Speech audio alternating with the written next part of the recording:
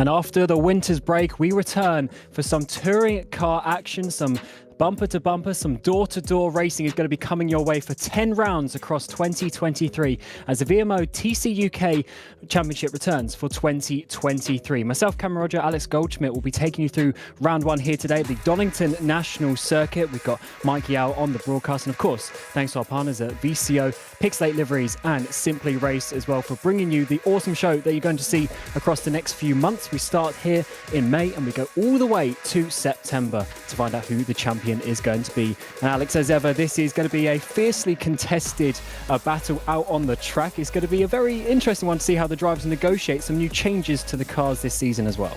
Yeah, and also a different few manufacturers as well. Good evening, Cam. Good evening, everybody. Yeah, great to be back in. And there you can see, folks, your actual TCUK spotters guide. So we've got the Toyota Corolla GR, we've got the Ford Focus ST, we've even got the BMW 330e M Sport as well, and even, you know, the odd occasional Infiniti Q50 popping up, as we're going to see with Kings Racing, one of the teams that's been around since quite a few years of TCUK, having been involved with it for quite a bit of time myself personally. Yeah, this is, as you say, it's the drivers out there. Loads of different manufacturers, which is great to see over the course of the last year or so. There's been a lot of the touring cars, BTCC cars added to R Factor. And of course, we now have the hybrid system implemented as well, which is going to be a different factor for the teams to try and work out the best way of using it. They have a 54 horsepower hybrid package in them. And what, of course, this happens is under the braking, you regen that. Then under the button, you can deploy that and use it down the straights. And the important factor, Alex, of course, you can't use it too often, otherwise you'll deplete your battery and then you won't have it to maybe use at some point later in the race. Yeah, and also the fact this first race of this 2023 season, you can see the actual entries there where we do have teams with 3-car teams, especially with the likes of TR powered by Geeks Energy, who are going to be using the Hyundai i30 Fastback N that took Tom Ingram to his title last year in the British Touring Car Championship. The Q50, the Vauxhall Astra, still makes the odd occasional return, the Toyota Corolla GR Sport. But also, on this particular first race of the 10-round championship, everyone's even Stevens, Cam, because they've got no ballast, and there is going to be ballast implemented from race 2 onwards. Yeah, as you say, for the format that we're going to have, as ever in a BTCC format, you're going to have the 3 races. The first one will be from the qualifying, and the ballast for that normally is the championship. Of course, we are back to level playing. Everyone's on 0 points, so there's nothing for that. But as you say, when we get into race 2, which is the result from the first race, we're going to get the ballast in. And as ever, that is quite a lot. The top 10 get ballast, starts at 75 kilos, goes all the way down incrementally to 9 kilos for 10th place. And we definitely think that's going to have a big factor on the tyre wear and how that affects how you want to attack the race and these touring cars that come with it.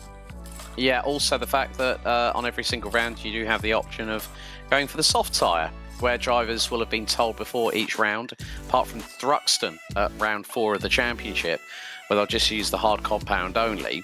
That's also going to be strategy. So if you have ballast and you have the option tyre, you've got to really keep that degradation on point and manage it as best you can.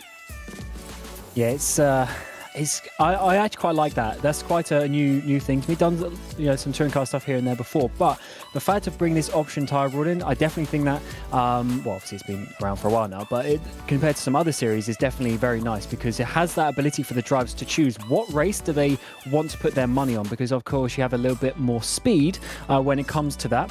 As ever, the tyres will drop off, but maybe you'll gain some positions in that first half of a race. So do you want to do that in the first race, where it's the qualifying positions, or do you want to do it in the third race, when we have the reverse grid, and you actually then need to make up those positions if you're a driver who's normally at the front? It's definitely going to be a strategic option, as ever, that is pre-nominated before the event. So everyone has already selected when they're going to have those options. And yeah, in the background, we have, of course, had the qualifying session as well. I believe it was John Munro who got on that pole position with that. So maybe a standout driver, maybe think, Alex, that we need to look out for this first race?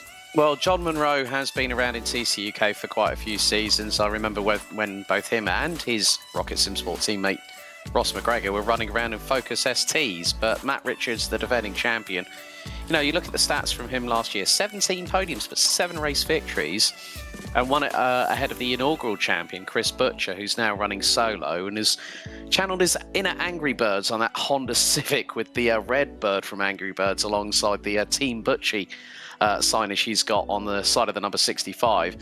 And it is John Munro that is confirmed as our pole sitter. It wasn't much in it. It was about just over 2 tenths between the top 3.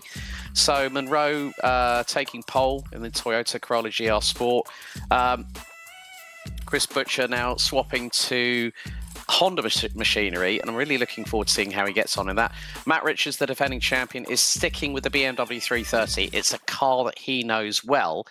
And when you look who he's got alongside him as teammates, you've got Callum Cripps and you've got Callum Wilson. So I think that Richards & Co Racing could be a real tour de force. We've seen that before with the likes of Zancho Simsport and Smile Power Racing the opening season of TCUK. But I think the apple cart's going to be slightly upset this season here, Cam. It definitely is, and as ever, we're going to get the battle between the front and the rear-wheel drive chassis out there as well. Also, with the way that this hybrid system is implemented and how maybe that might affect the usage of the tyres in some way. A little bit more power on the rear end, maybe for the rear-wheel drives having a bit more oversteer in certain situations. It's definitely going to be something a little bit different that the driver's going to have to think about, at least at some point in the race, and it's definitely. As ever, of course, going to come down to the driving style and the aggression that we often see in this style and format of racing too. Yeah, I mean, also when you look at the front wheel drives, you're going to get additional torque steer through the hybrid deployment. And that's 2 very different sides of the same coin. But when you've got front wheel drive and rear wheel drive, we all know that rear wheel drives get a launch off the line like nothing ahead of it, and especially with the BMWs, they have been really good off the lines, but then you get the front wheel drive starting to come back into it in the latter stages of the races when the rear tyres on the rear wheel drives tend to have that little bit of a problem.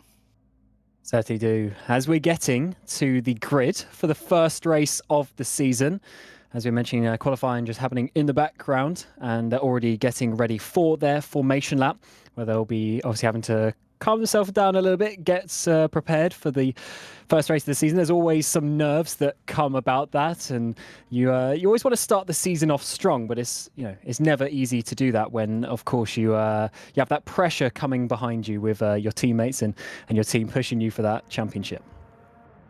Yeah, I mean, it's always great to see that. At the first round of any TCUK championship previously, we've had great door-to-door battling, a bit of paint swapping, but there are some shenanigans that also accompany this championship too.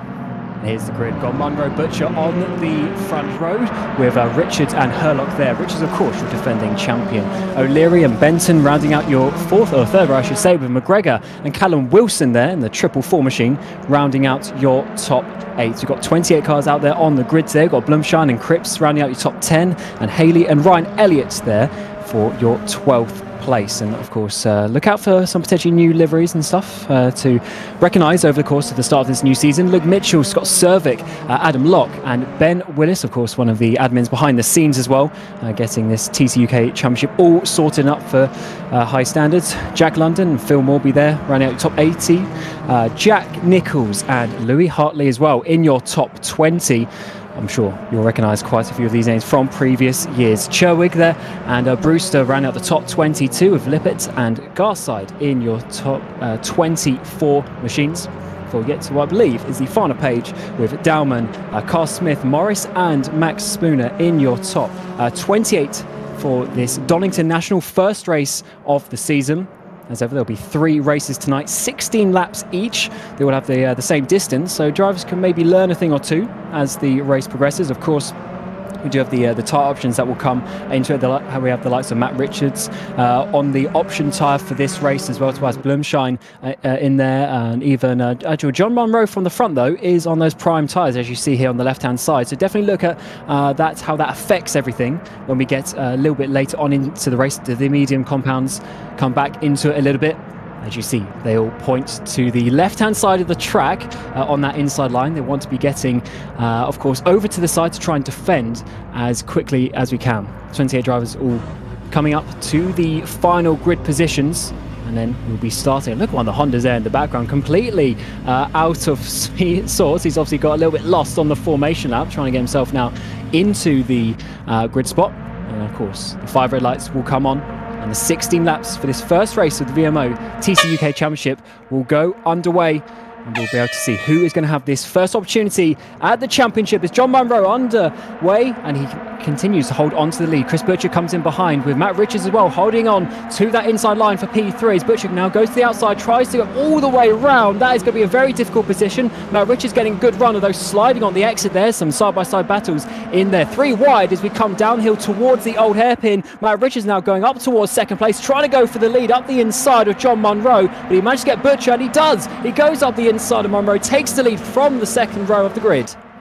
Yeah, Herlock was looking very racy as well, but Matt Richards just personified in how he's doing that as they're going up the hill through Schrunt's curve. And again, Chris Butcher is trying to thread the eye of the needle. A bit of a lock up there from Richards. Herlock's nearly into the back of Butcher. We've got a yellow out in sector number 2, and that's for Cameron Brewster from the number 39 Drake Racing, as we ride on board the number 15 Honda of Kyle Benton. He's right up the back bump when he's got O'Leary to his outside, Herlock right in front, Monroe struggling a little bit on those medium tyres, and he's down to 3rd. Whereas Munro's just going backwards and backwards here. Is he going to lose another place up the inside of the final chicane? It looks like he's just going to have to pull in behind as Herlock goes up there. Matt Richards definitely making those option tyres work, getting a huge jump, a huge start here on the first lap of the season. Butcher is trying to follow him, but we're getting some side-by-side battles on the grass even as we come towards turn 1 another time. Munro now diving it down the inside of that first corner is in the background, and so the top 10 field we're getting now Ryan Elliott up the inside there, and as they work their way downhill once again, of course, at times the drivers beyond the push to pass, trying to make some side-by-side battles. O'Leary up ahead as well, trying to make a move on McGregor, but in this foreground, as Ryan Elliott, contact is made. The rear end is lost there from Wilson, I believe it was, and that sends Elliott around. He is a driver who unfortunately gets so many unfortunate contacts, and that's just another one to add to the list. Yeah, that was the same for him last season as well, and that has just showcased how much the ring rust is very evident here in this opening race of the season. Sam Dowman in the number 8 Vapor Shield car has already retired the Honda Civic Type R, but Daniel Herlock seems to be getting on with business at hand. Phil Moore, being his traditional split livery, he's come up with some pearlers over the last couple of years as the number 14, but he's closing in very, very quickly on Stephen Haley in the Honda just up ahead as they're going through Roberts. Of course, as everyone gets into more single file formation, Matt Richards there setting the purple lap as we would expect out the front. But as we get into single file formation, the drivers will, of course, need to find some ways. But who is not single file is a little bit further in the background. We've got Scott Morris here involved. We've got Locke there as well as someone else coming up the inside in towards turn number 1, side by side between the two. And Morris there going to be dropping back a position where he tries to get the up and under to come down the hill, get a bit of a run. It's certainly not the easiest place to overtake down here. Gets so tight and twisty as ever around this Donington National Circuit, but he has to hold in behind there for now. Yeah, that just goes to show how quickly things can turn on its head as we're on lap number 3 out of 16. I mean, everyone's still jockeying for position because with no success ballots for anybody in the top 10 at the moment, Cam, it's just providing some great action. But yeah, unfortunate having some sort of contact has got the number 59. That's Thomas O'Leary, who's battling away with Ross McGregor. Now, Ross was actually on the grass earlier on, a couple of cars behind teammate John Monroe, who still is battling away in 3rd position, but he's about 1.4 seconds off of Chris Butcher. And just everyone's just trying to make their way around this circuit. It's easier said than done, folks. Certainly is. We had a DNF of Sam Dowman there. And it's actually Herlock now who takes the purple time in that 4th position, trying to get back a little bit. Diving there up the inside. So Monroe potentially trying to, O'Leary trying to make a hold on to that position, I should say. It's Tobias Bloomsheim a little bit in behind, trying to catch down these guys as McGregor holds onto that place down the hill, and it's certainly getting very tight. It's very interesting how we're seeing these dives out of nowhere, and I do wonder if it's just people using just a little bit of push to pass just to get that little bit of an extra edge coming into some of these braking zones. Yeah, I mean, especially coming down the main start-finish straight, heading down the Wheatcross straight, heading into Redgate, and then if you can sometimes use it going through Hollywood and into the Craners because you've got that downhill ascent, and that can really help the push to pass. But you've got to be very, very mindful on how much that you use because you'll then have a regen cycle, as you mentioned earlier. There's the 444 of Callum Wilson, who's now trying to battle away with the 888. That is the Full Send Racing. Vauxhall Astra, the sole Astra on the grid of Phil Garside, and they've got Ben Willis just up ahead.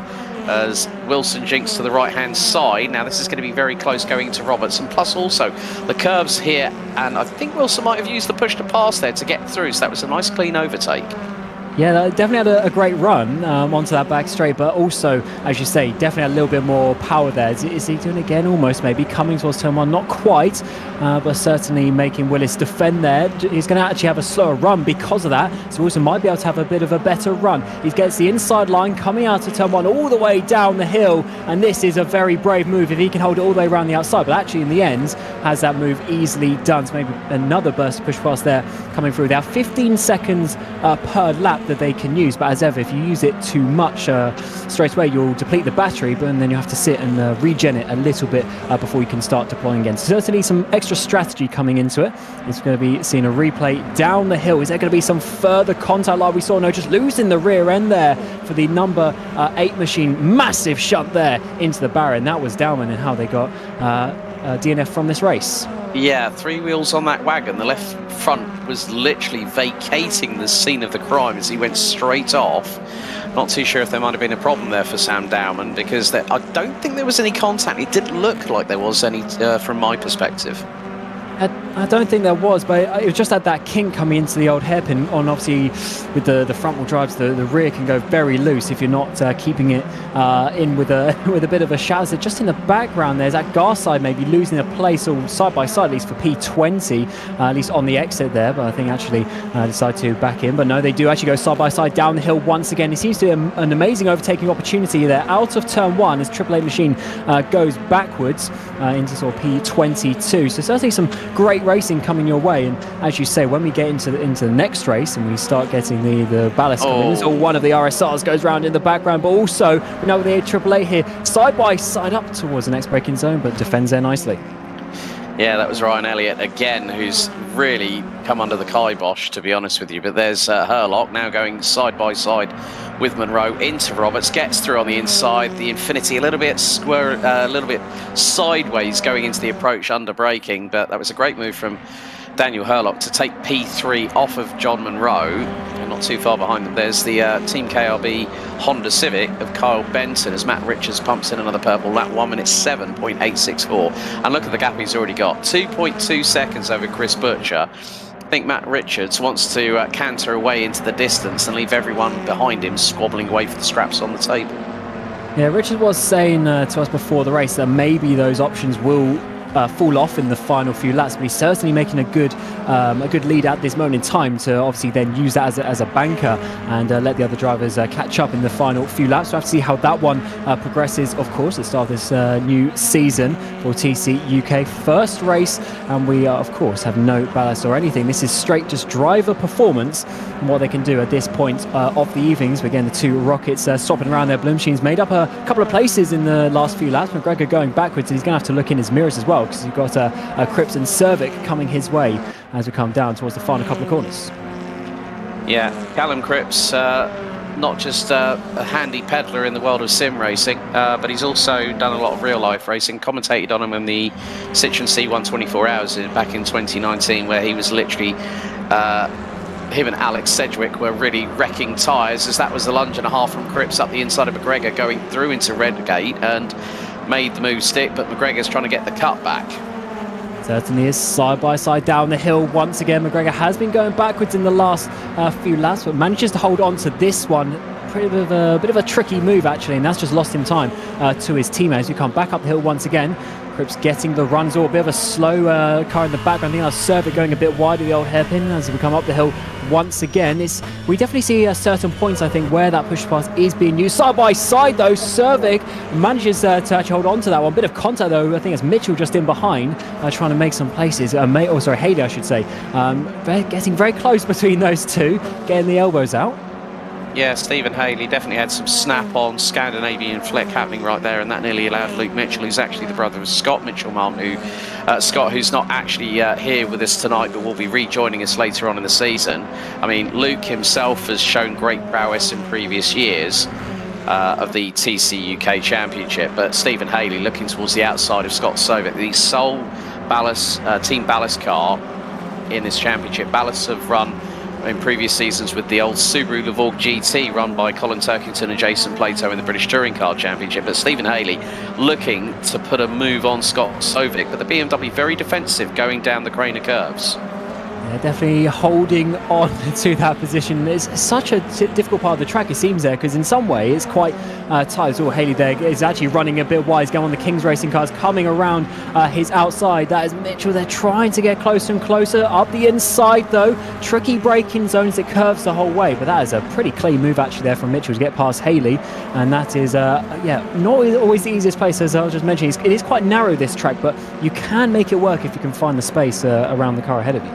Especially at a corner like McLean's, and then you've got the sort of like the unvisible double right at Coppice before going down Starkey Straight. But yeah, that was a brilliantly anticipated move by Luke Mitchell to get up the inside of Steve Haley through for P10. Looks like we've got Brewster having a little bit of a drama as well. Ben Willis has become our next DNF, and looks like also the number 59, that is O'Leary, that has been in the pits for over a minute. A little bit of a run wide here by Phil Morby as we're running on board with the 343 Geeks Energy car of Louis Hartley, and is right on the back bumper of the Ford Focus, heading down into the latter part of the craters into the old hairpin, and not too far behind them they have got Jack Nicholls. They certainly do, as this works to be a nice little battle a bit further back. As ever, we need to, of course, look at the fact that the points go down to P15, so there'll always be something to fight for a little bit further back as we jump up towards the final place of the podium. We've got Herlock trying to attack, I should say, Chris Butcher up there for second place as it stands, and Richards to keep that second gap, 2-second gap up towards the front actually. So Richards hasn't just completely pulled away in this middle part of the race as we're expecting. Maybe those option tyres will start to wear out a little bit, but it's certainly not wearing out for Herlock, who's now trying to get a run downhill through Hollywood. And this is always a bit of a tough part, as we've been mentioning. You've got to really be committed, which he's not at this point, so he's just trying to follow through, try to push Butcher into some sort of mistake, but Butcher's holding on some nice racing lines at this moment. But then as we come up the hill, once again, this is a good place to use that push to pass. He's always pushing Butcher as they almost look to go side by side up towards McLean's, but Herlock definitely the aggressive one at this moment in time. Yeah, they're both on the prime tyres as well, so they've managed to keep them in that window of operating temperature, as we have got a yellow out in Sector 1 that's just been retracted. I don't know who's gone off the circuit there, but Herlock's trying to do everything in his power to get through. The back end of the RSR Infiniti Q50 was sideways coming through Coppice and down through the Starkey's, onto Starkey Straight. But yeah, I mean, Butcher is a wily fox when it comes to TCUK. I mean, he was the inaugural champion in 2020, 2021. He's been at the sharp end of every single championship year, but who knows whether he can pick up his second title this season. But when you've got Matt Richards in the form that he's in at the moment with just over a 2-second lead, so whilst Butcher and Herlock have been battling away, with Herlock doing the NASCAR bump draft style, going up through Starkeys and through Schwann's Curve, it's allowed Richards to pull that gap ever so slightly, but Butcher's starting to reel that back in. As this battle continues for the final few points, we got Hartley, of course, chasing down Morby. Morby's got a bit of a gap opening up ahead of him as well to Haley, who we were, of course, looking at a bit earlier. A couple of seconds there, so this is really the best that they're going to be fighting for with just about 5 laps to go in this first race. And it's, of course, this is the point where maybe the tyres start screaming out a little bit if you've pushed them a little bit too hard. So you've got to be careful. It's actually in the background for that second place. Butcher hasn't had the best run coming out down this back straight in towards the final chicane. And actually, he managed to hold on to that, but definitely just wasn't, in the nicest part of the track going through Coppice. Onto the front straightaway, though, we're getting John Munro in the background coming onto them. So a 3-way fight for this second place. And even you can encounter Benton in the background as well, making it 4 cars trying to get onto the podium. Also looking at it from another perspective, look at where all 3 Rocket Simsport Toyota Corollas are at the moment. You've got Munro trying to close in on Herlock for P3. Bloomshine is 6th. McGregor 7th, so that will be a good haul of points for the team's championship in this early race of the season. As we've got a yellow out in sector number 3, just briefly, which has just been retracted. But yeah, it's just a case of sometimes, blow out the cobwebs, get the first race out of the way under your belt, and see what happens from there. But Herlock is not giving up. He wants that P2. He certainly does, and he's trying to do it once again. Oh, that's a bit wide though. Munro comes up the inside of Coppice. What a move there, as Herlock is just going to be going backwards. Munro all over to the right-hand side of the track to try and defend, and there's going to be side-by-side in towards the braking zone. Here comes Benton as well. Was Munro almost giving that place back, it looked like, or maybe the push pass for the other two, but Munro has to slide back in. That gives Butcher a bit of breathing room there for second place as they come down the front straight once again to start lap 14, and this is turning into a very hot battle towards the front, but I'm sure, as just mentioning, Butcher there with that extra couple of second gap, he's going to be loving it. Side by side though, down contact even in towards the first corner. Cripps there up the inside and makes that position for 7th. Yeah, a bit of a cheeky move there from Callum Cripps, but yeah, that's the way that he drives around this circuit and drives in TCUK. So you can't say to the man he's not trying. He's actually giving it his all. And you know what? There's been only a handful of drivers that have decided to use the option tyre in this, like Bloomshine in the number 33 Rocket Sim Sport, and he's making the best use of it. Now currently in P6, he's going to try and catch on to Kyle Benton in the Team KRB car, but there's about 3.1 seconds. We've got another yellow out in Sector 3. Scott Morris in the TR powered by Geeks Energy car has unfortunately also retired, so we've got 3 DNFs down to 25 cars at this moment in the latter stages, as Louis Hartley is battling away with Callum Wilson, who's climbed all the way back up to 13th position. So a stellar drive for the Richards & Co driver in the 444. Yeah, great moves being made, and definitely shows you can work your way up. Of course, this is a sprint race format as such, but with 16 laps, there's definitely long enough for you to be able to make some good moves and actually come back from some mistakes earlier on. But of course, we are seeing a little bit of a spread now, even up towards the front. Rich has got over a 4-second gap there, and definitely enjoying it out the front. And in the tyre graphic that we saw just a few moments ago as well, generally the option tyres are up towards the front of the grid. So it definitely looks like the natural sort of average as it works out does show if you use those option tyres, you will make some moves. But as ever, when we get towards even the third race, and we see a little bit of a reverse grid for some of these top drivers, they are going to have to start making some moves. Side by side up towards McLean's. Phil Morby is going backwards, as he has been for a couple of laps, it looks like. Loses another place there to Wilson, who just ticks off another one on his moves up towards the field. Morby needs to be careful. We've still a couple of laps to go, and definitely doesn't want to be losing any more, dropping outside the points.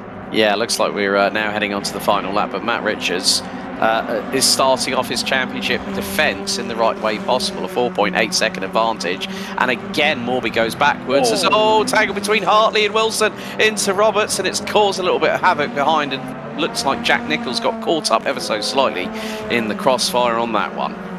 Such a shame for Wilson. He was having a great race, but definitely a bit of contact there, having to wait for loads of cars to go through, and that is just going to ruin his day potentially, because when we get to race 2, of course we'll be having the positions from the result of this as well, so that's not going to be helping his grid position as he tries to come back. As you say, we are on the final lap. Wilson's still there in 22nd place, dropping right to the back of the field, though we have to come back towards the front. Matt Richards comes down with just 2 corners to go, 1 braking zone, and he'll be coming to take the first victory of the season here for TCUK 2023. Powered by VCO, of course. Great partners coming on for this season, and we do expect a really entertaining season. But Richards has absolutely smashed this one. 6 seconds is the lead as he flashes coming across the line.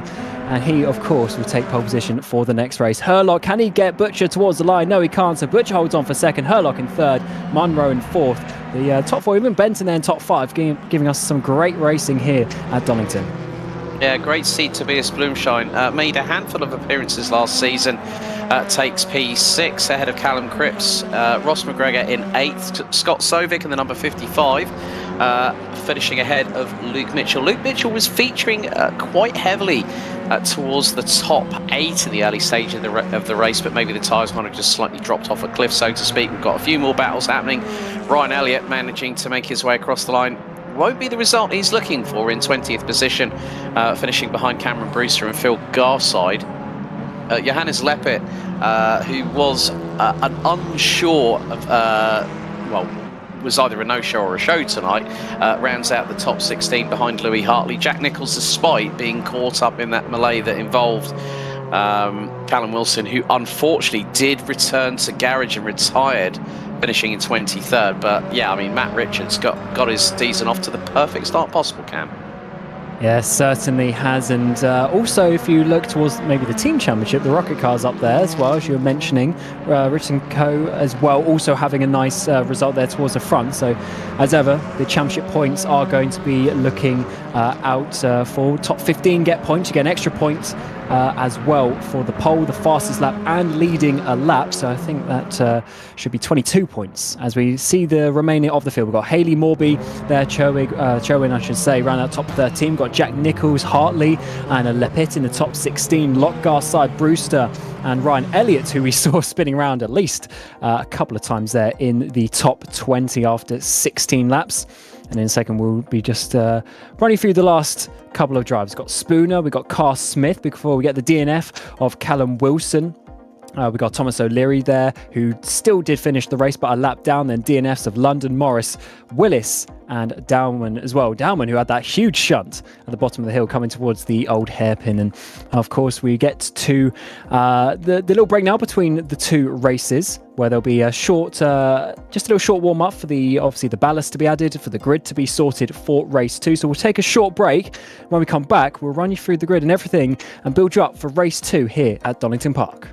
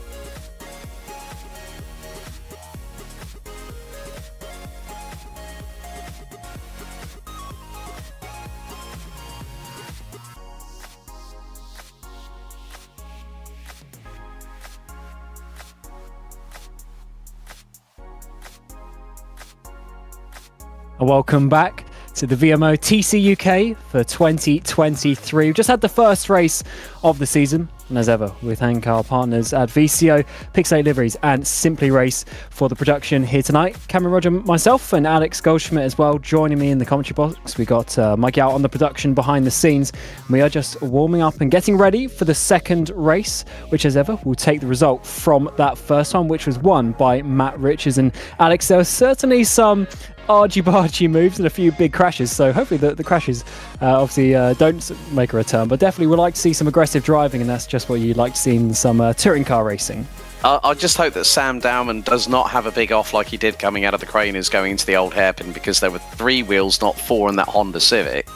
You have to feel for drivers like, say, Callum Wilson, who was having that great battle, was trying to get himself towards as close to the top 10 as possible, and then that 3-into-1 sort of situation doesn't really go. But it looks like they're getting ready and set for their formation lap for race 2 of the season. Absolutely. And here is the grid. Matt Richards on pole with Chris Butcher, Daniel Hurlock and John Munro.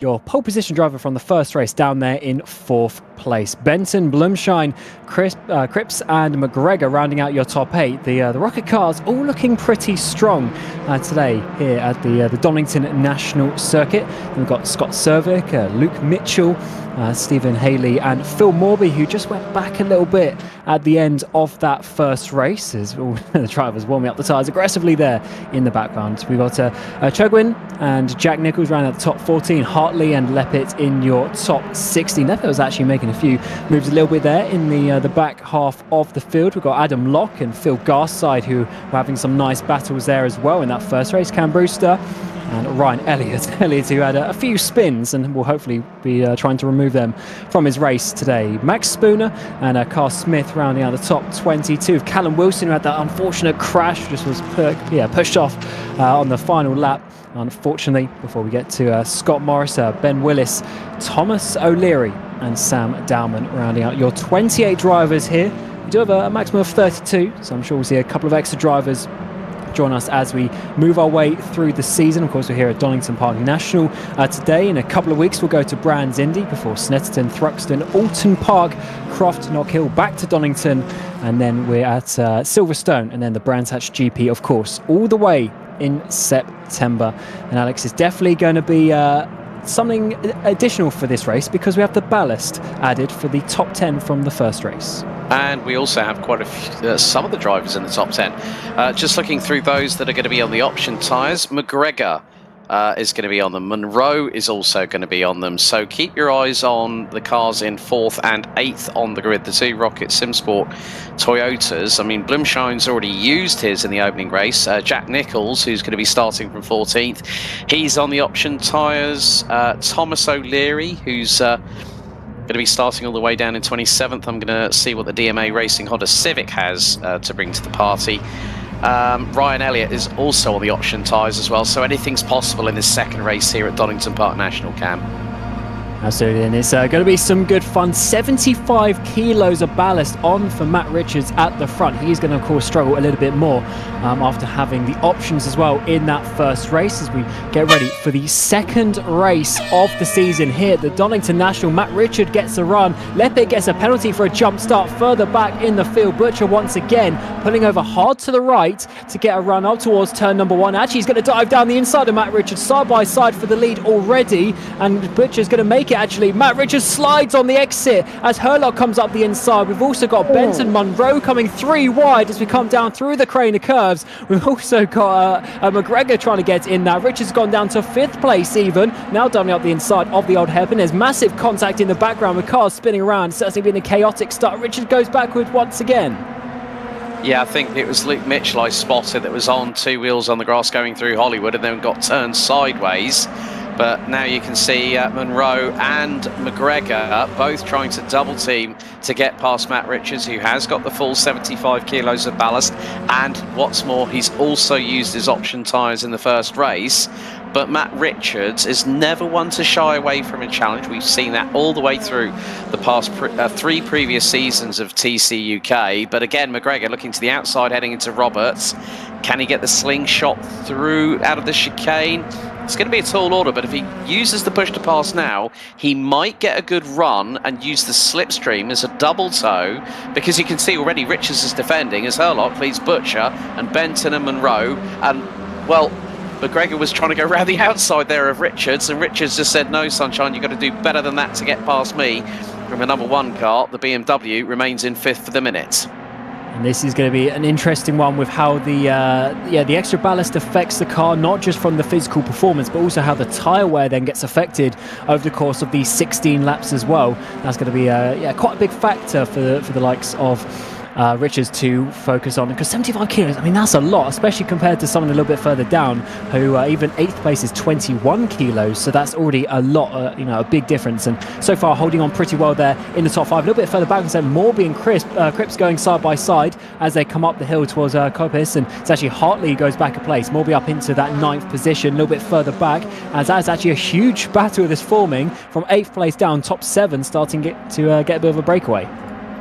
Yeah, looks like Ben Willis from Drag Racing has unfortunately retired. Callum Wilson's in the pits. Leppit will have already... so we're going to have a look at the start here. Now, this is where all the madness happened. Luke Mitchell... it just gets completely crossed up sideways and right into the side of Phil Morby. You've got a BMW and a Honda into the side of each other coming out of Redgate. And... Luke Mitchell, what kind of a rejoin was that?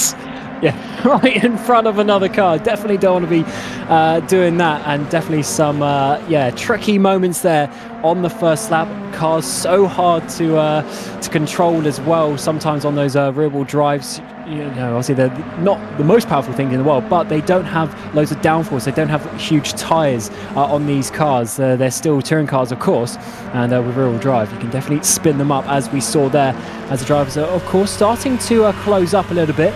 As we get towards this front pack, we're seeing such close battle. Herlock has absolutely gone off in the lead after getting the lead there on the end of that first lap. He's absolutely gone, but in behind it is getting close once again, and it's certainly going to be a great battle to see what these drivers can do and how they use that push to pass to overtake.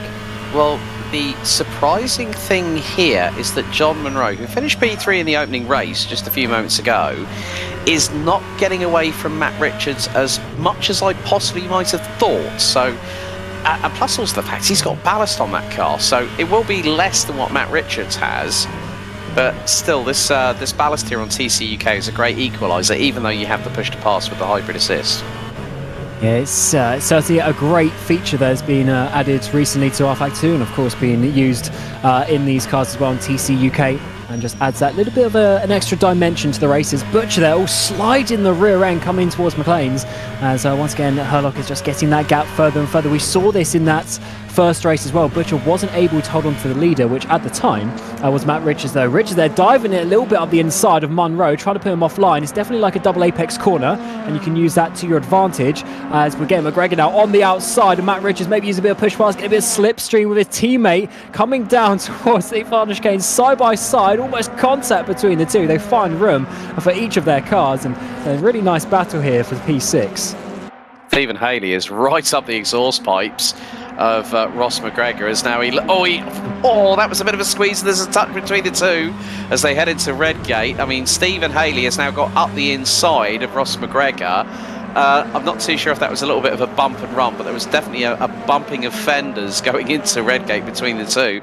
Phil Morby, in the meantime, is battling away with Louis Hartley in the Geeks Energy Hyundai, coming down through the craners, hard on the brakes, turn it into the right-hander at Old Hairpin. Scott Morris in the TR powered by Geeks Energy car. I think that might be Max Spooner that he's probably battling against, but Phil Morby is rubbing paint again, and has lost out to Hartley, who's kept it through on the outside of McLean's, but has run a little bit wide. Morby's back up the inside into the run into Coppice up the hill, and Morby's back through for 9th. Great battling there, and we're still seeing battles up and down the order. There's Spooner battling away with the likes of Scott Morris. That's one of the Drake Racing BMWs getting a bit sideways. That was Cam Brewster. I mean, we're seeing battles up and all over the shop here, Cam. It's just TCUK in a nutshell every single time they go racing. Yeah, as ever, racing on these tight and twisty British circuits, and you always have to just get your elbows out. And something you have to be careful, of course, in these front-wheel drive cars is the contact on the rear, flipping around. Here's Jack London maybe losing a place, actually gaining a place up towards turn 1, and gets past Garside, and that is actually going to be Garside maybe get a bit of run, no, not quite down the hill. As Blumschein just realised in the background, he was up there in sort of the top 6 on the grid. He's really gone back further down since the start of this race on lap 6 now, of course. And the difficult part for him is he's so far back, the people around him have 0 ballast, and of course he'll have probably about 33 kilos on his car, which is going to make it even more difficult to battle into. There'll certainly be some tenths a lap that he's losing, and really just closing the field up with this ballast as ever in this touring car racing. Nice to see some battles further down as ever, these drivers trying to get up into that top 15 where the points are scored. Yeah, and Monroe is really putting the kibosh onto Kyle Benton, and that's for P3. So John and Ross are both using their option tyres now, so they're trying to get them out of the way during the initial ballast phase of this 2023 VMO TCUK powered by VCO Championship. But still to see Matt Richards there in 5th position, but he's got Stephen Haley right up his back bumper pretty much in the number 99 DMA Honda Civic. McGregor's not too far behind them anyway, but Monroe with the send up the inside on Benton through the old hairpin, and Benton is gone grass mowing and still keeps the throttle pinned. Richards looking up the inside of Monroe on the run down to McLean's, and he's got 2 for the price of 1 as he got through. There's a bit of a touch. Benton's back through for 3rd, crashes into Richards, and they're off.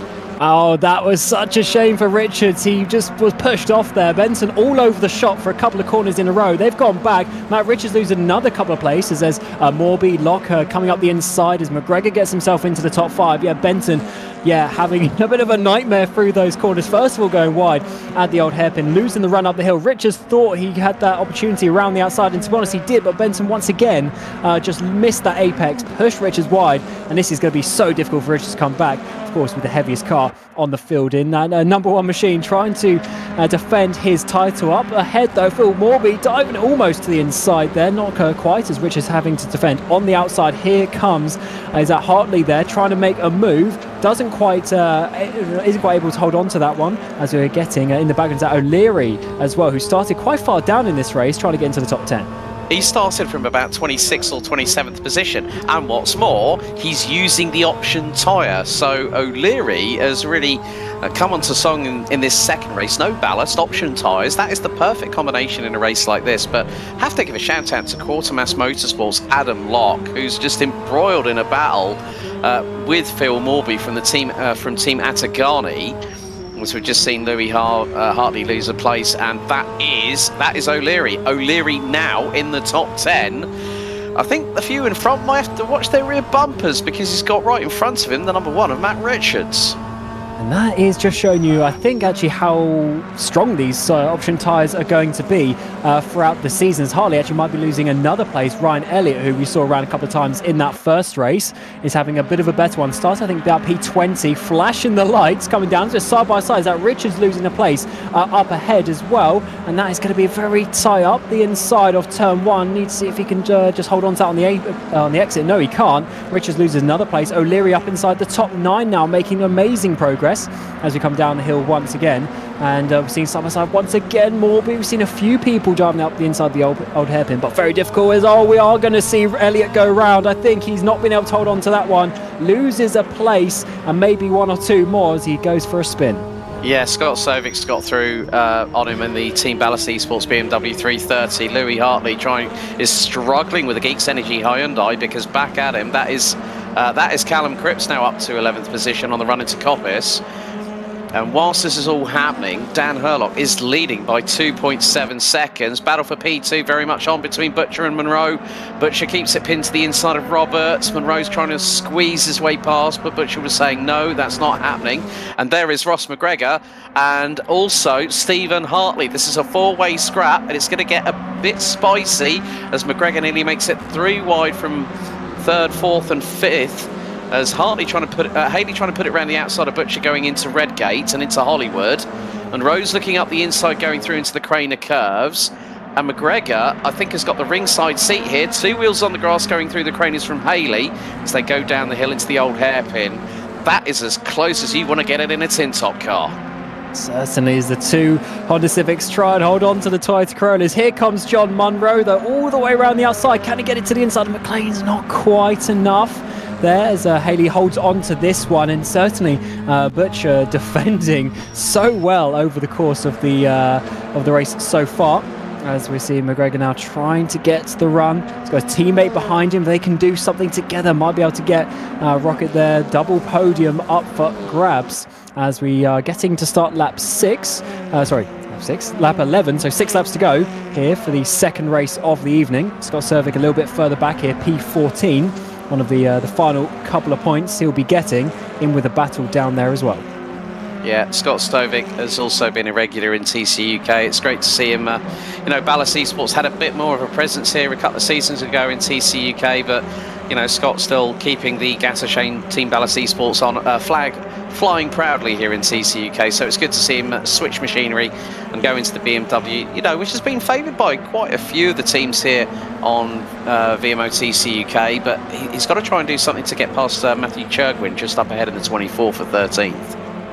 Yeah, certainly does need to... Oh, actually, talking of moves being made, is that Butcher's gone back to 5th place. We're getting the two Rockets there, trying to get a double podium, as we mentioned, too wide, up towards the hill, up towards Coppice. Butcher's trying to come back up the inside there of... is that Monroe there for 4th place? Yes, it is. Butcher side by side on the exit down to this back straight. We've got, of course, Benton in the background too. Side by side they remain. Are they going to be trying to push the pass, trying to get that position stuck as Butcher holds on, no, just has to back out of it. So the Rocket do make that double pass. Butcher's obviously had a nightmare losing 3 places on that last lap.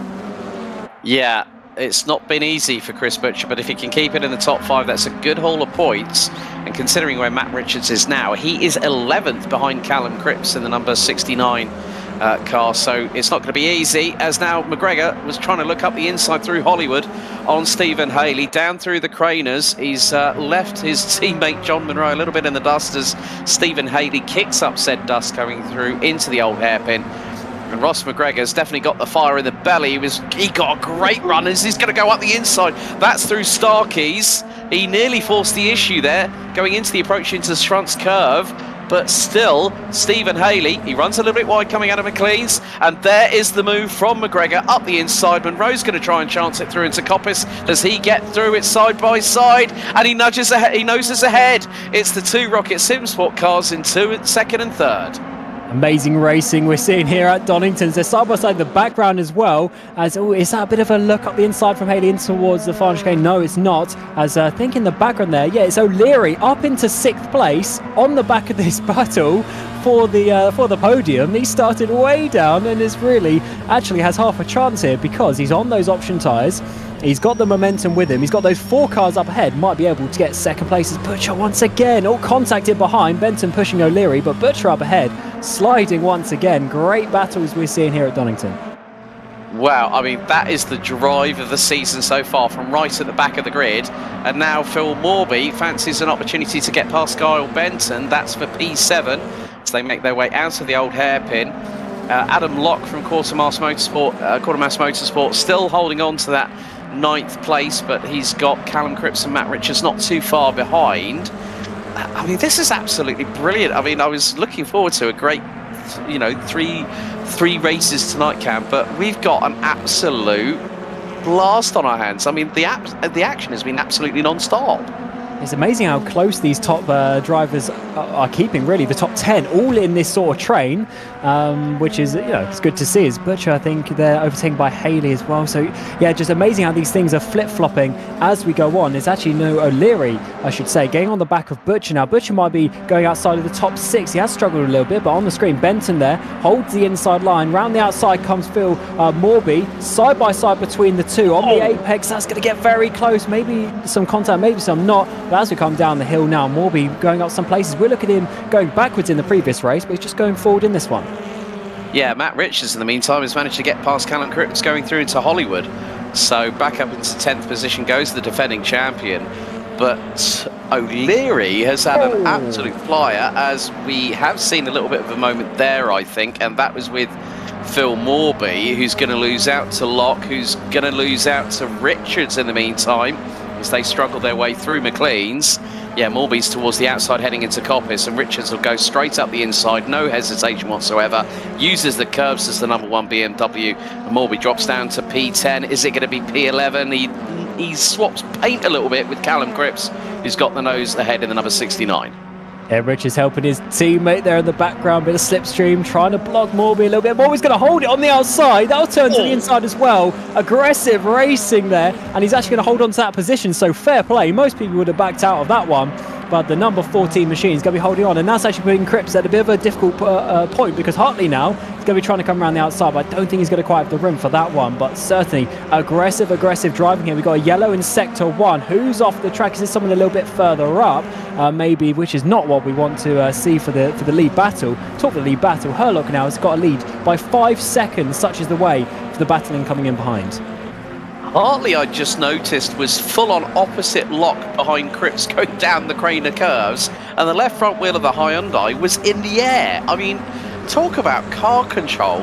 Hartley just absolutely grabbed the Hyundai by the scruff of the neck and said, right, what's happening here? Cripps is off the circuit coming out of McLean's, and that's not going to help his tyres at all, because that's going to start getting dirty. You can see he was a little bit sideways coming out of Coppice. And now Daniel Herlock goes on to the final lap of the race, and his gap is 4.9 seconds. But look at that, a perfect formation for the Rocket Simsport duo of Ross McGregor and John Munro in 2nd and 3rd. And there's O'Leary in 5th place as well.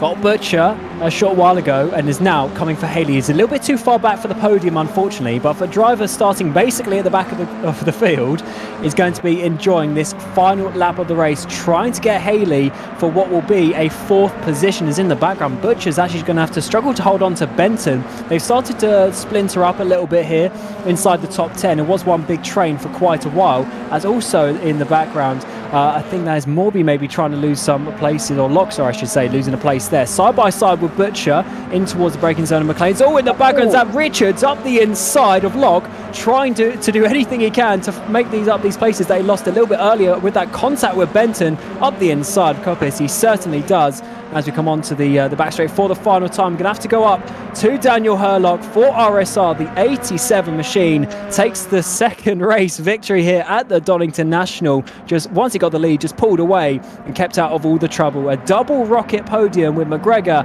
and Munro as well, as we're going to see Haley just hold on from O'Leary. Look at this, absolute carnage coming towards the line, almost 3 wide, as we see the two Richards and Coes coming in just behind Locke and Benton there. Morby also getting involved for your top 10. Alex, what a race we've just seen.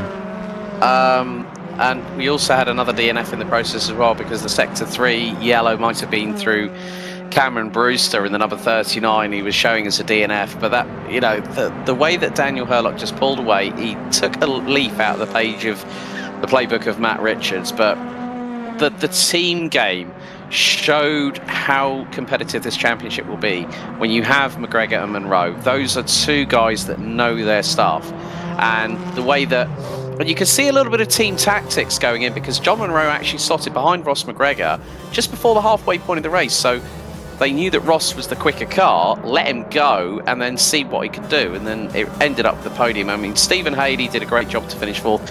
Thomas O'Leary from the back of the grid to finish 5th. That was an absolute monster drive. So good points for DMA Racing. Chris Butcher, there was about a bit of damage limitation in this one. P6 after that. Kyle Benton, great run from him, some great battling from him. Adam Locke from Quartermaster Motorsport, have to give that guy a shout out, finishing 8th ahead from Matt Richards. Phil Morby getting his elbows out, so was Callum Cripps.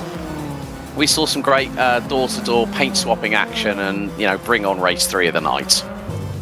Absolutely, as we're seeing the few drivers here rounding out the grid here, and as we see there, Brewster with the DNF, Callum Wilson, another race 1 lap down. Such a shame, because he definitely has some talent to be shown on this field.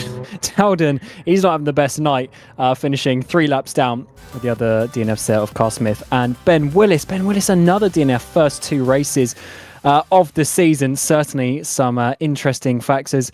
We're going to be, of course, going to another break. We'll get the reverse grid coming your way, and when we return, we will see what we're going to get for the final race of the night here at Donington. And let's actually, before we do that, let's show what is going to be the grid. It's between 6 and 12. So the result of the race you just seen, the top 6, top 12, what is going to be reversed? The top 10. And that's always a nice one. Nice round number, quite easy to work out. So that'll be your top 10 drivers being reversed from that previous race. So that is what we're going to see after this intermission. We'll be back in a few minutes.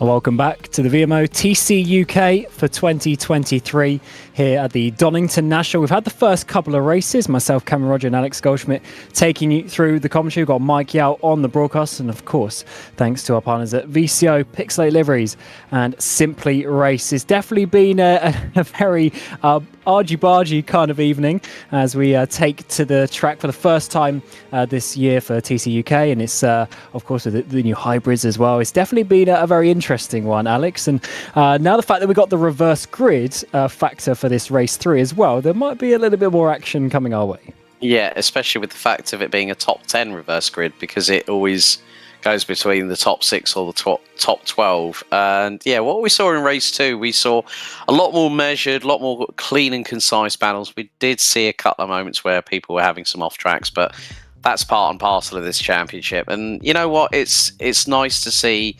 TCUK, grow in terms of the field. There's some great peddlers out there.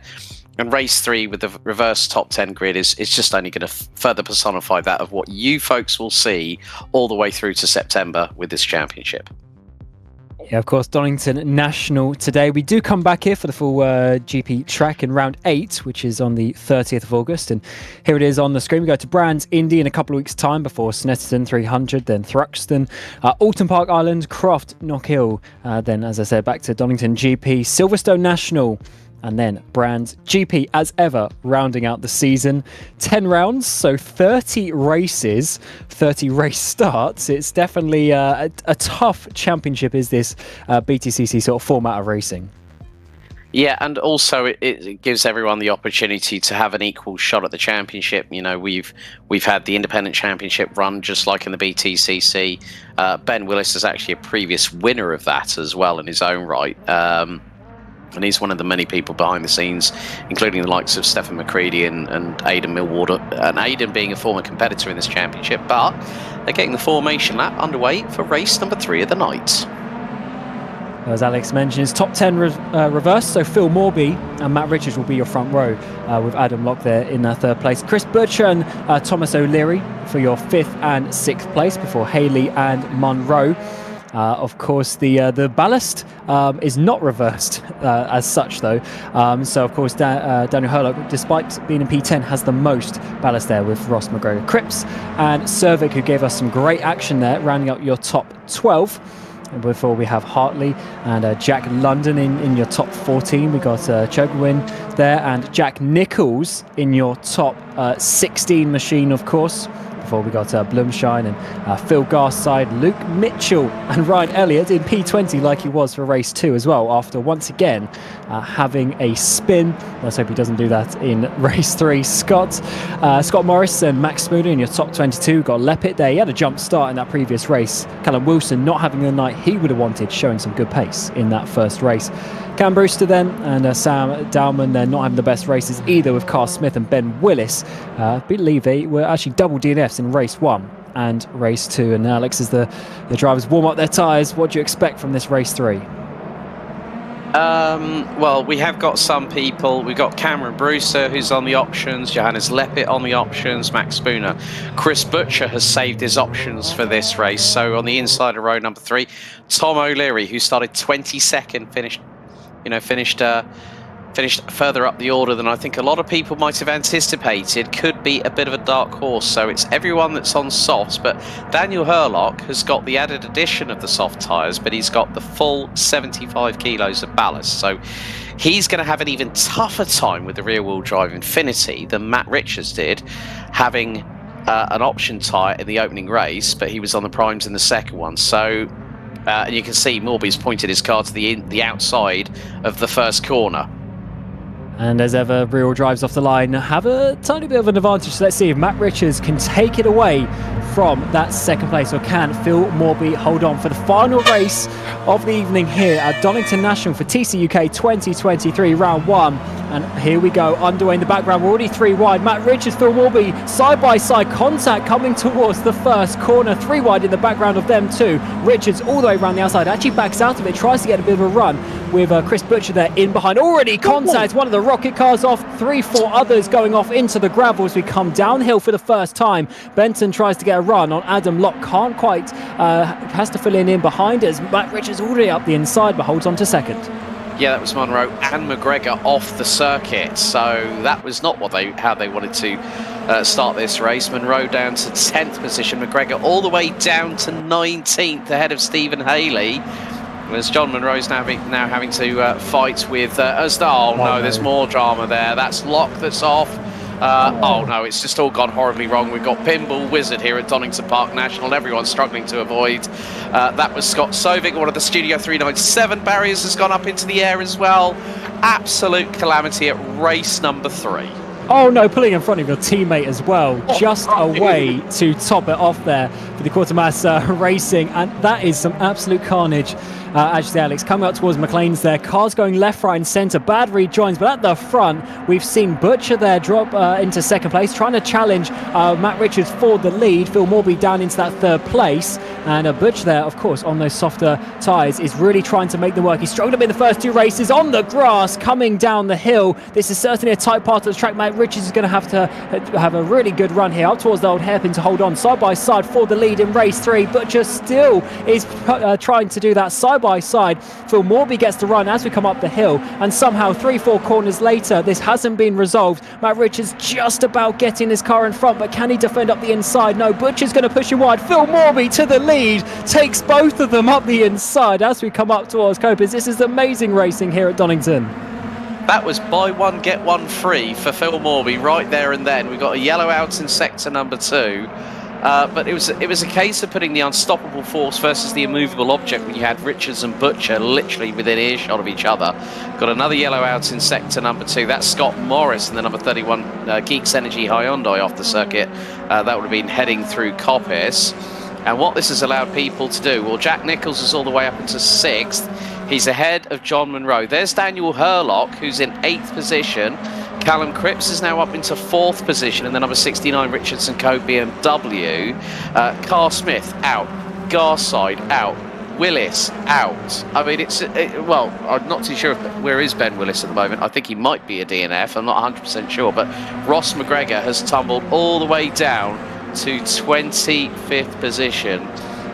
So that Corolla is probably running around like a wounded animal at the moment. It's John Monroe trying to fend off Daniel Hurlock, but there is Tobias Blumschein. There's the third of the rocket cars. Now, Blumschein didn't feature in race 2, but he's definitely coming alive, and he's on the prime tyres as Hurlock manages to make the move through on Monroe, going through into McLean's, now into the run into Coppice.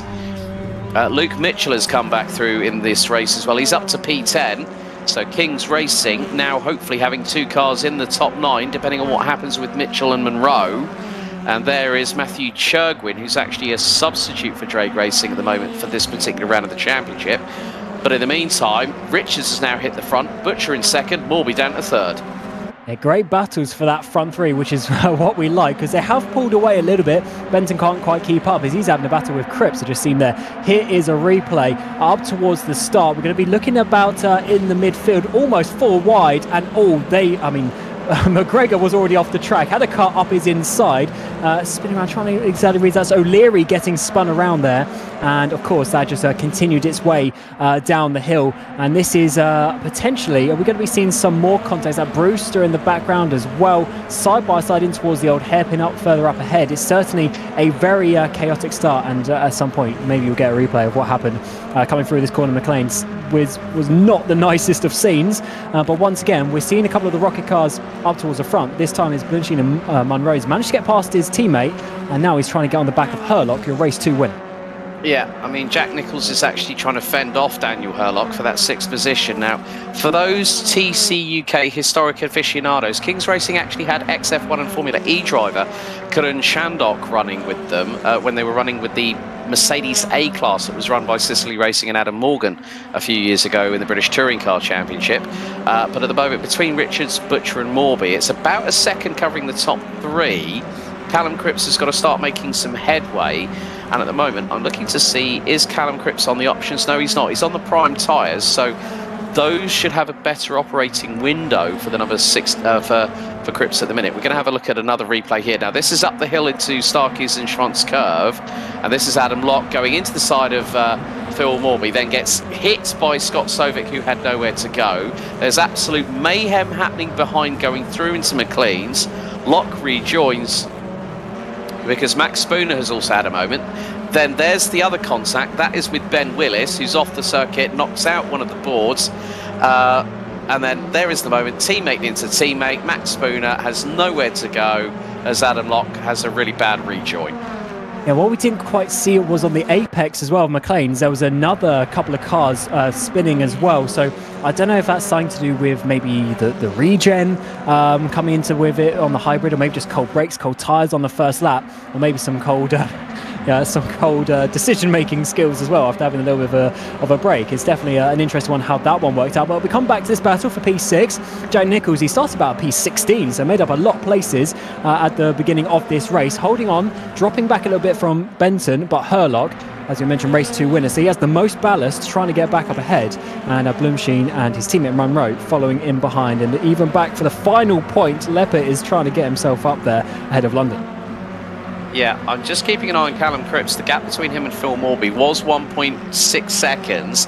It's now dipped to around 1.2 as Leppert trying to go through. He's going around the outside. That's through into Schwantz curve and into McLean's.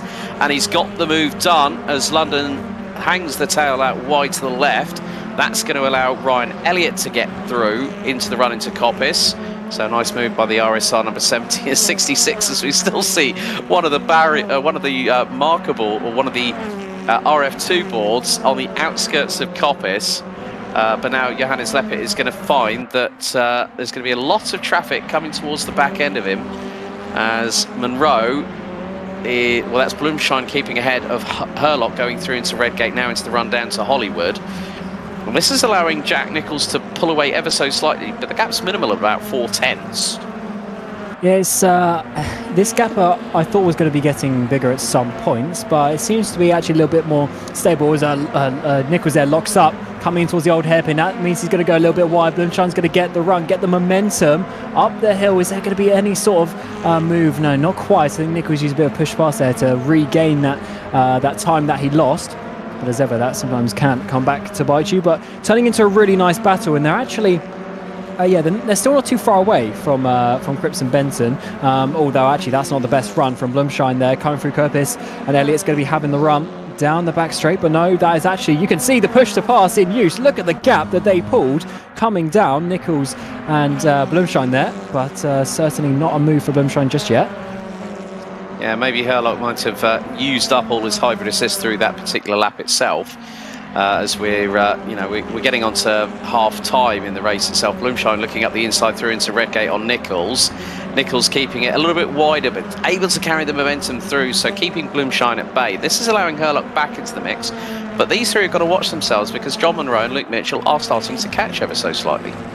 Yeah, they certainly are, and that's what happens when you battle. You naturally sort of slow yourself down, so the cars can catch up behind, and it really makes the sort of train style of racing come back into it. We saw that a little bit in the previous race, actually, is when you get the slower drivers. Up the inside, though, we're seeing is that Morby trying to go a little, or not really trying, he is going a little bit wide, and that's going to let Benton and Cripps go up the inside. Easy double move there. For the pair, they've been battling for quite a while. Morby, of course, started on the pole position as the least ballast, but has been going backwards, unfortunately, this race, really dropping off. Richards, who's looking to get his second race victory of the evening, and he's pulling away with Chris Butcher up there. I don't know if Morby's going to be able to come back. Let's see if he can do. Halfway through the final race of the evening, Richards sets the fastest lap of the race so far. Definitely some time to come back, but he seems to be struggling. Yeah, I mean, Richards finished 9th, so that would have put him on 0 ballast. So he's got the weapon of choice underneath him in that BMW 330 IM Sport. But then we go back to this battle. This is for 15th. Johannes Leppert has got Ryan Elliott looking up the inside, going through into Redgate. A little bit of a touch and sideways from Elliott as he makes contact, and then he's got O'Leary right towards his outside, going through into Hollywood. And this is going to give the run of opportunity to O'Leary, possibly down into the old hairpin, but Elliott hard on the brakes. O'Leary was a little bit wide as, that's Leppert. That's Leppert off the circuit, and he's just taken out the Traction.GG barrier as well in the meantime. So there's more debris on the circuit, which has just been punted. That looks to be possibly Stephen Haley or Thomas O'Leary that has just punted that Traction.gg barrier out of the way. And now Tobias Blumschein is swarming all over the back bumper of Jack Nicholls and is hell-bent on getting that 6th place. Certainly, and that's a good run actually off the final chicane, side by side down the front straight. Herlock even having a think about it in the background. Can Nicholls hold on? He's been in that 6th place for quite a while now. Blumschein round the outside of turn 1. Great move, bit of contact between the two. That's going to give Herlock the run as we come down the hill. Blumschein's having to work for this, going the long way round. Obviously a lot of extra meters. That's going to turn to the inside as we hit the crane of curves. And even Herlock, bit of contact even more with Nicholls. Nicholls managed to hold on. Once again, locking up the inside though. He's got to be careful because that gives you a pretty bad run and a slow exit as we come up the hill once again. Are they going to be going side by side in towards McLean's? Maybe Herlock thinking of a dive. Yes, he does down the inside. Oh, just backing out of it at the last minute though. Yeah, and especially you don't want to lock up the right rear, especially going into the old hairpin, because that's where you're going to get that run of momentum going up the hill through the double left at Starkey's and Schrantz curve. But still, for Jack Nicholls to keep, well, he's down into 7th position, but keep your eyes on the battle behind. John Munro has got Luke Mitchell towards his inside, through into Roberts. They're going to be side by side onto the entry. Trying the crisscross was Luke Mitchell. John Munro, I think, might be using that push to pass to his advantage in the Toyota. And Mitchell, again, is possibly going to try and look towards the outside into Redgate. He's going to go around the outside. He's nearly sideways. He's kept it. He's kept a hold of it, though. Good save there by Luke Mitchell. And he still keeps the throttle pin going down Hollywood into the crane of curves. And has he got the job done? He has. That was absolutely fantastic there from Luke Mitchell on John Munro. Great stuff. Kings Racing 7th and 9th position now. As in the background, was that one of the, I can't remember exactly who it was, Hartley maybe, having a bit of a bad run up the hill, has come towards the front. This is, of course, your battle for this final podium place. Benton, he's been there for quite a while on cribs, hasn't been able to find a way through just yet. Morby has been able to hold on to the back of them just about. As we're side by side in the background as well, coming down the back straight, is this Nicholls trying to make a move, trying to hold off Herlock in towards the final braking zone on the lap. Herlock's going to have that one. Nicholls pulls in as we get to 5 laps to go here for the 3rd race of the evening at Donington. National 1st round of the season, and it's been amazing battling so far. So Kings Racing teammate of Mitchell coming up towards Nicholls, side by side in towards turn 1. Mitchell is actually going to be getting a little bit of a run, I think, out of turn 1 down the hill, and it's getting, that is a downwind all over the gravel. Yeah, well, at least he wasn't in the wall, unfortunately, unlike race 1. But yeah, still, Jack Nicholls is trying to put the pressure onto Daniel Herlock. He's got teammate Luke Mitchell behind him, and behind them have come the cavalry. Oh, Nicholls spins it in front of his teammates. Oh. Manages to not take anyone out, actually, as I think they're going side by side up towards McLean. Slow rejoin for Nicholls as Elliott and I think it's O'Leary getting past, and a bit further up though we are seeing some side by side battles. That is going to be Hartley losing out to Churgwin up the inside, and makes that one a stick, and actually doing a pretty good job to get himself up inside the top 10. He's behind John Munro, of course, to that pole position way back in the 1st race about an hour ago. Though actually look at the push to pass there. Chogwin's going to have to battle this on the outside. Manages to brake late enough actually as we're coming on to lap 13 for these guys, and it's certainly heating up as the lap count is going down. They realise the opportunity is sort of getting a bit harder as well. Yeah, it's always when it gets to these last 2 or 3 laps that there seems to be a bit more frantic activity. I mean, Churgwin's got to be careful with the back end of that BMW, the 24 Drake racing car. I mean, trying to apply the throttle, you can see the back end snaking from left to right. Chris Butcher, in the meantime, is kept to within a second of Matt Richards, who, you know, finished 9th in the previous race. That took away all ballast because he had 75 kilos. As that is one of the rocket cars off the circuit. That is John Munro, and out of the top 10 he drops. Behind Callum Wilson in the 444, and there is Ryan Elliott trying to close in on the number 23 Rocket Simsport Toyota. Oh wow, that was a big off from Munro. Fortunately, there's quite a bit of runoff there. I was coming back to the front, starting lap 14. Is Butcher getting a little bit closer? Is Matt Richards starting to struggle a little bit potentially? Butcher, of course, on the softer option tyres in this final race of the night, and certainly enjoying them. He was sliding around and just not having fun on the primes a little bit earlier this evening, the first couple of races. We're looking at Louis Hartley here, who of course was having some nice battles over the course of the evening. And let's see this for John Munro. Actually, massive lock up there on the rears, goes wide all over. I mean, he's meters off the track. The camera can't even pick him up, he's so wide. Joins back on after doing a bit of lawn mowing and manages to not take anyone out. Yeah, that was very, very lucky that car didn't go straight on and into the barriers like we saw with Sam Dowman in the opening race of the night. But Munro is still trying to keep Ryan Elliott at bay. This is for 13th position. So this would be quite a nice way for Ryan Elliott to maybe get one up on John Munro ahead of Brands Hatch Indy in a couple of weeks' time on May 31st. But yeah, I mean, Ryan Elliott, this will be a round for him to forget, and his championship push will start in 2 weeks' time. I can guarantee you that much, Cam. But Luke Mitchell trying to go toe-to-toe with our race 2 winner of the night, Daniel Hurlock, who's who shortcuts the chicane ever so slightly down onto the start-finish straight. But did that cost him any time? I mean, Mitchell's about 0.34 going into Redgate. That gap is closing ever so slightly. So Luke Mitchell would have gotten the better run. He wouldn't have gotten any dirt on his tyres like Hurlock did at that moment. And he's definitely trying to take this place. There's quite a few seconds up ahead. So this is the only thing as Spooner gets a penalty, unfortunately, probably for some track cuts. And yeah, Mitchell definitely needs to try and do this, because this is the last position that he can really battle for. This is what's going on up ahead though. Morby's just been going backwards. He goes a little bit wide though as Blumsheen gets up the inside as we come up the hill towards Coppice.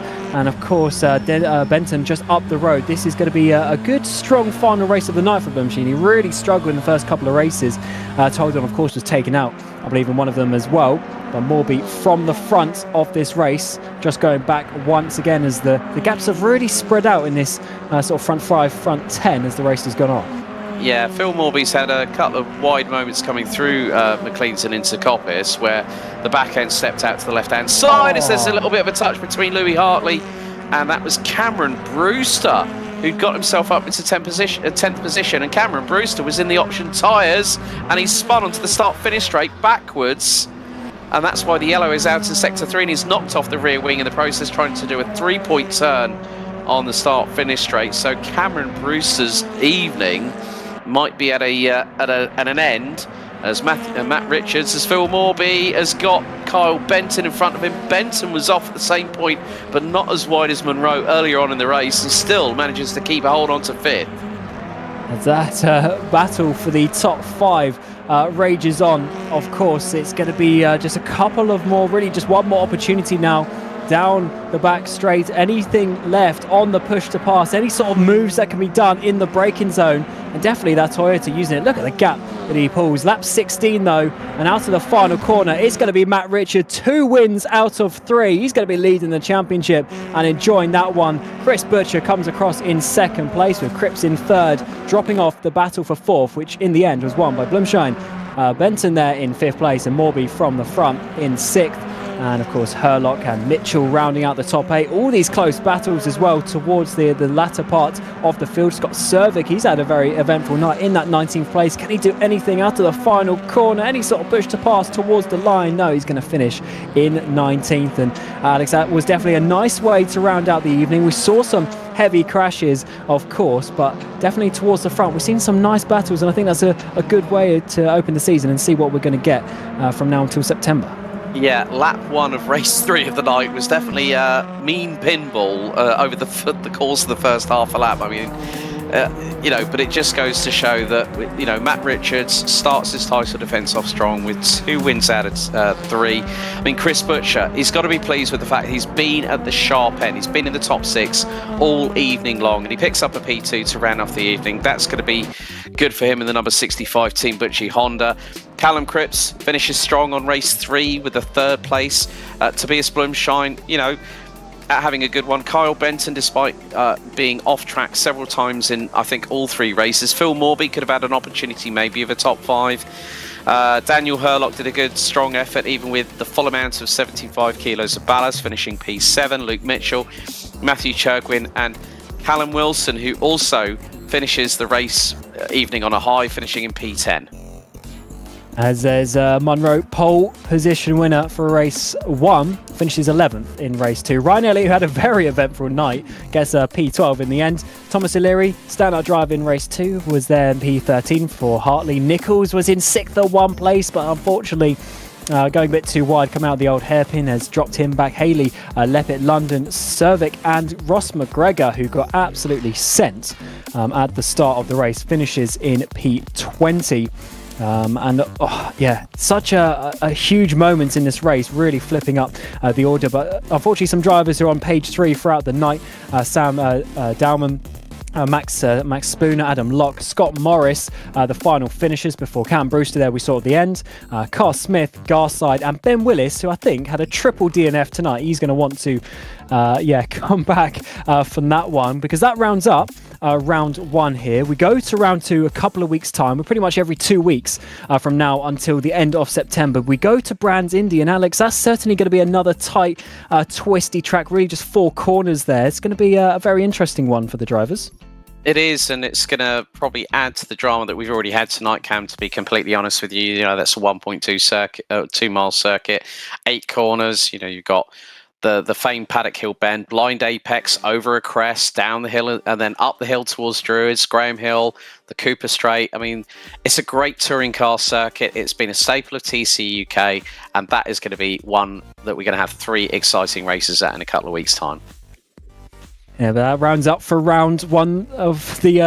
Of course, we want to say a big thank you to our partners at VCO, Pixate Livery, and Simply Race. And actually, we're going to get, before we leave, we're going to get some interviews coming in, which is going to be a good one. I do want to try and speak to Matt Richards, of course, taking 2 victories tonight, and of course having a lot of ballast to go in an eventful race too. Matt, just how was that? Of course, reigning champion. It certainly was quite a nice round to start that one coming off. Yeah. It was decent. I worked hard on the setup through the off season and just tried to turn up with the best car that we could. We knew we had pace in it in qualifying, so pole could have been there, but I mean, it is what it is. Those things happen. Race 2 was a bit of a weird one. It could have gone way better. I think there's a few things we'll have to look at. It was a little bit rough at points. But yeah, 2 wins and a 9th to 3 top 10 finishes. Can't be unhappy with that, really. Yeah, absolutely. And how are you feeling going into the season? Of course, a strong result, sure, that's going to boost your confidence. And reigning champion, I guess you're really feeling confident to try and go for that championship again this season?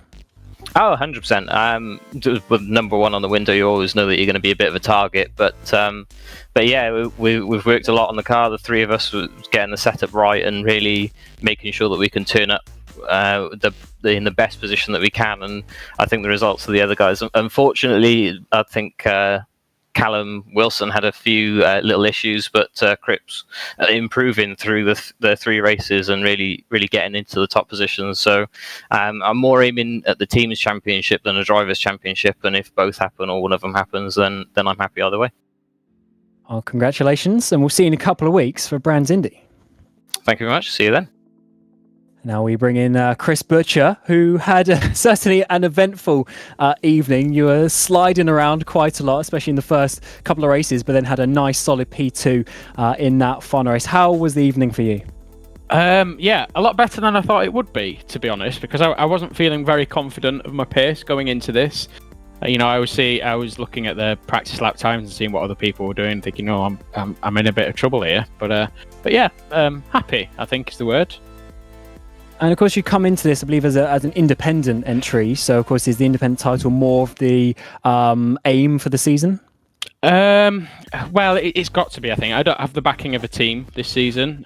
We decided not to enter THR because we're busy elsewhere. So yeah, I'm very much on my own, sort of learning as I go with the car setup and what have you. But it's been a decent start. getting the overall would be brilliant as well. But I think that'll be really tough because I'm going to miss around this season. So I think that's sort of out of the question. But pushing for the independents would be nice. Absolutely. So yeah, congratulations for some nice results, and we'll see you in a couple of weeks. Thanks very much. And next we got Dan Herlock, who of course had a really strong race 2 there, and just using some carnage around you to hold on to victory there. And of course some nice results in the other one. So how was that, and especially your race 2? Yes, race 2 got a bit fortunate with the start. Butch going up the inside of Matt did help me get away, and then used a bit of hybrid just to pull the gap. And obviously I saw in my mirror that was Butcher defending quite hard for most of it, so it was a relatively comfortable one, and then just about survived in race 3, so not too bad. And what are your aims really for the season? Of course, one done. We've got 9 rounds still to go, plenty of races. Do you think there's any sort of hope for you challenging for the championship this season? Yeah, I mean, that is the goal. Push for the championship, have good fun with Matt and Chris, who are normally going to be up there as well. Just try get used to this rear-wheel drive car, as it's a bit of a change for me and Ryan, to help him out a bit more. Yeah, absolutely. So congratulations for your race victory today, and we'll see you in a couple of weeks as well. Cheers. And Alex, we'll just obviously take a look at some of the finishing shots throughout the night. But that was certainly a very eventful evening, and I think that's just going to be the way it's going to, how it's going to be in the touring car style races. And what do you really expect as the season progresses? I think you're going to see some drivers who are going to try and concentrate on consistency, because you and I both know, Cam, that is how you win a championship. That's what we've seen from Chris Butcher in season 1. Dan Kell, who won it in season 2. Dan not with us tonight, but I know for a fact that he'll be back with us for this season. And also for Matt Richards. I mean, Matt Richards getting his season, his defense of his title. No one in TCUK history has won 2 titles overall on the bounce. And Matt Richards is a strong competitor. We all know that. He's competed in a lot of RF2 championships, including TCUK. But could there be a few dark horses? I mean, you got to look at the likes of Kyle Benton, who showed great pace. Thomas O'Leary was also incredibly, incredibly strong. You can't count out the Toyota Corolla GRs of Rocket Sim Sport, especially if you get Monroe, Blumshine and McGregor working together. That is going to be a potent team force in terms of going for the teams championship, drivers championship. I think it's probably going to be when we get past the halfway point of the season, we'll really see who the challengers will be for both the overall and the independent crowns, along with the team championship too. Yeah, we've got lots of excitement coming our way between now and Brands GP on the 27th of September. But it has been myself, Cameron Roger, Alex Goldschmidt, taking you through the action. We have Mike Yao on the cameras behind the scenes. And there on the screen, Brands Indy, the 31st of May, a couple of weeks' time, will be the next round of TCUK. As ever, thanks to VCO, Pixelate Liveries and Simply Race for providing everything that you've seen tonight. And until the couple of weeks' time in Brands Indy, we wish you a very warm goodbye.